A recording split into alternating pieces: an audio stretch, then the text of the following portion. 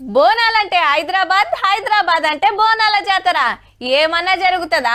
ఆషాఢ మాసంలో నెల రోజులు జోరుంటది. గోల్కొండల తొలి బోనం ఎక్కిచ్చుడుతోటి పండుగ చాలైతది.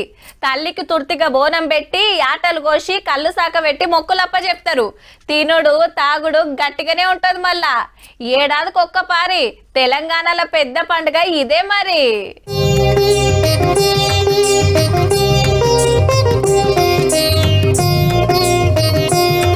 గోల్కొండ బోనాలు రేపే మరి.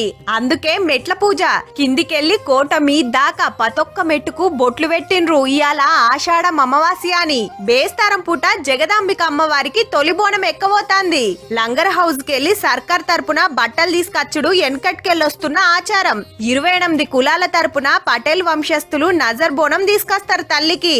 మొదటగా లంగర్ హౌస్ లో గవర్నమెంట్ తరపు నుంచి పట్టు వస్త్రాలు తీసుకొస్తారు. అక్కడి నుంచి తొట్టెలు, రథం అక్కడ ప్రాసెస్ స్టార్ట్ అయ్యి చోటా బజార్ వరకు వస్తారు. చోటా బజార్ వాళ్ళు అక్కడ ఒక అమ్మవారు అక్కడ ఉంటుంది. ఆ అమ్మవారి విగ్రహం తీసుకుని వాళ్ళు బయలుదేరుతారు. మళ్ళీ బంజారా దర్బార్ నుంచి వాళ్ళ బోనం నజర్ బోనం తీసుకొచ్చి తీసుకొచ్చి అమ్మవారికి పైకి తీసుకొస్తుంది. ఏ గుడి కాడైనా ఒక్కనాడే బోనాల పండుగ. కన్నీడ బేస్తారం 9 వారాలు జరుగుతూనే ఉంటది. సిటీకెళ్లే కాదు, జిల్లాల నుంచి కూడా భక్తులు బగ్గొస్తారు. కాబట్టి గోల్కొండ కోటల సకల సౌలతులు వేసింది సర్కారు. క్యూ లైన్లు, నీళ్లు, టాయిలెట్లు, టెంట్లు అన్ని ముందరాడైనాయి. మాత్రం చేయకుండా పోలీస్ బందోబస్తు సుత గట్టిగానే ఉంటది.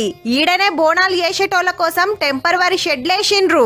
ఈసారి వాతావరణం అనుకూలించి ఎట్లాంటి వర్షాలు అవి ఇబ్బంది డిస్టర్బెన్స్ లేకపోతే 35 to 40 lakhs వస్తారని మా ఎక్స్పెక్టేషన్ ఉందండి. ఇంకా కొన్ని గంటలైతే తొలి బోనం, శివసత్తుల శిగాలు, పోతరాజుల ఆటలు, ఘటాల ఊరేగింపే. పట్నంలా బోనాల పండుగంటే ఆ తరీకే అలాగుంటది. మళ్ళా